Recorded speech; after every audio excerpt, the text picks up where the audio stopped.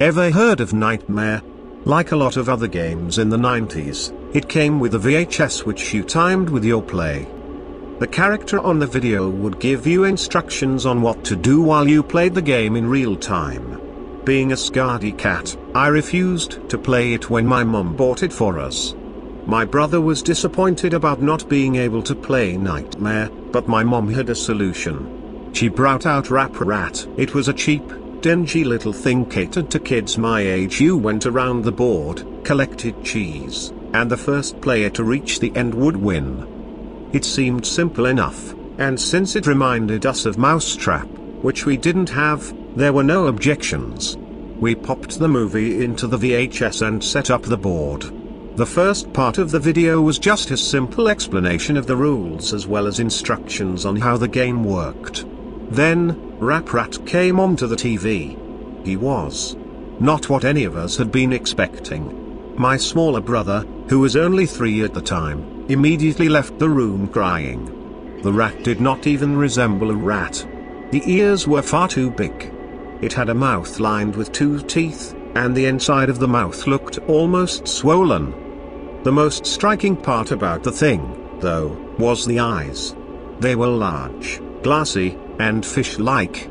I asked, then bothered, then begged my mum to turn it off.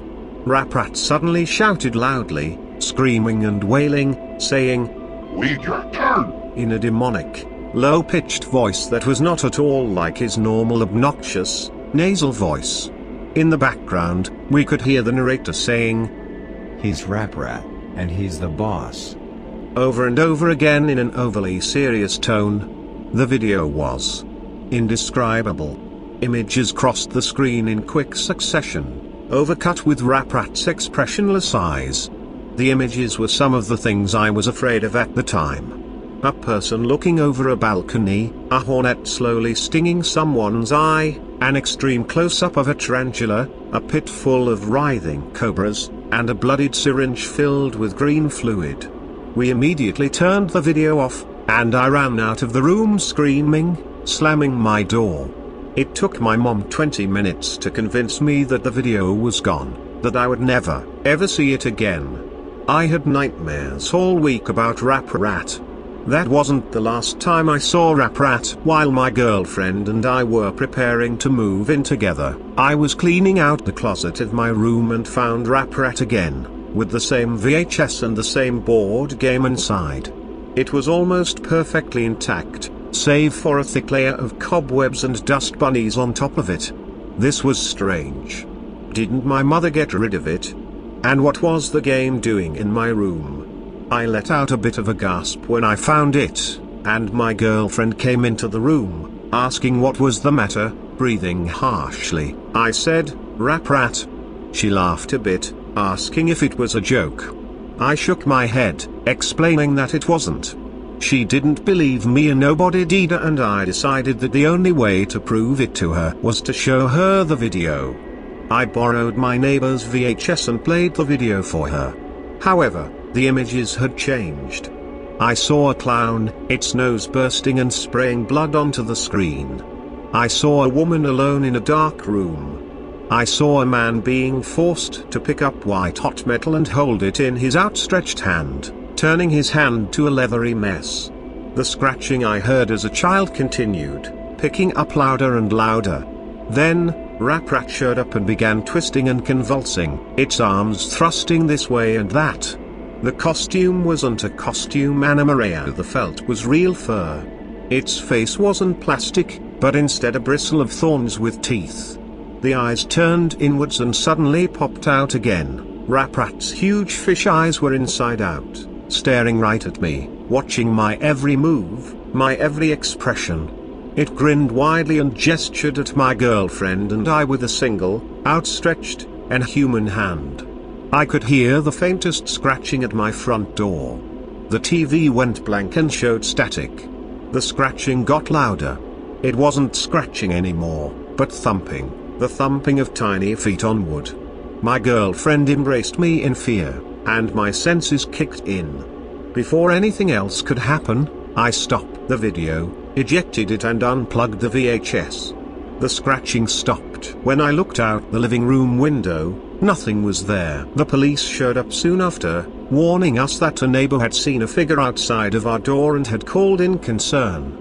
My girlfriend and I simply couldn't explain what had happened, and had to tell the police officer that it was us.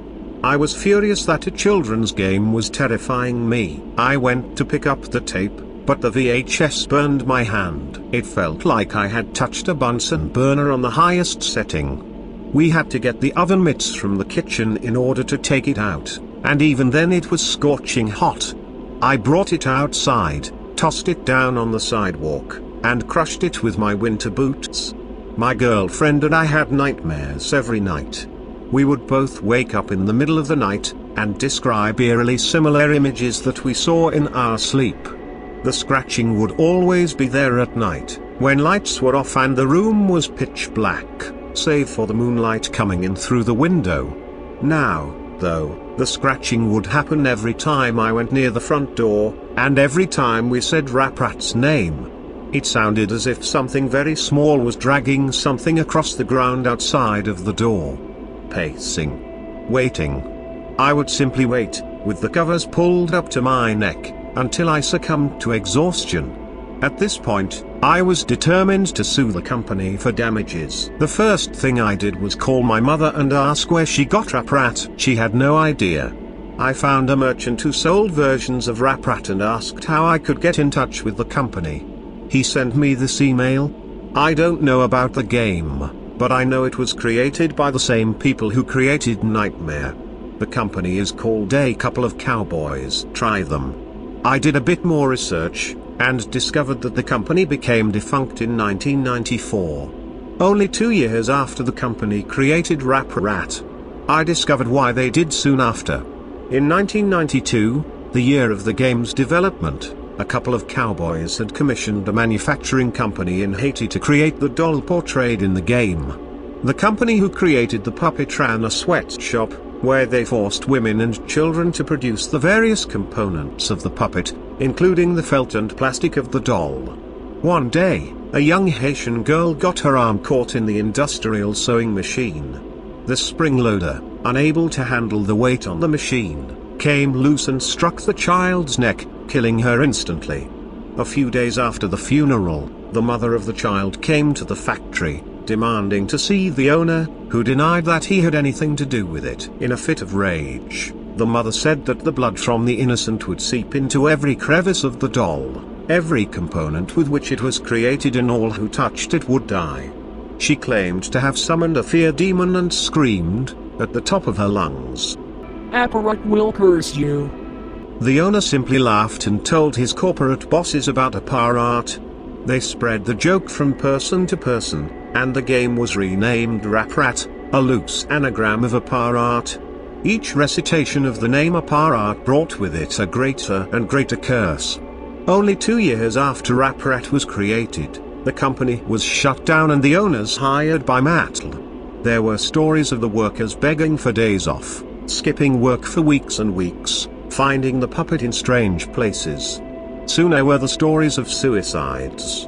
Grim, violent suicides in which the workers would stab their hands and burn themselves to death, writing "I am fear" on the nearest surface in blood. Nobody knows where the Raprat doll went after the original creators disappeared. Some say that the last things the victims saw before going insane were large, sunken, fish-like eyes. 1. Never, ever say Apparat out loud.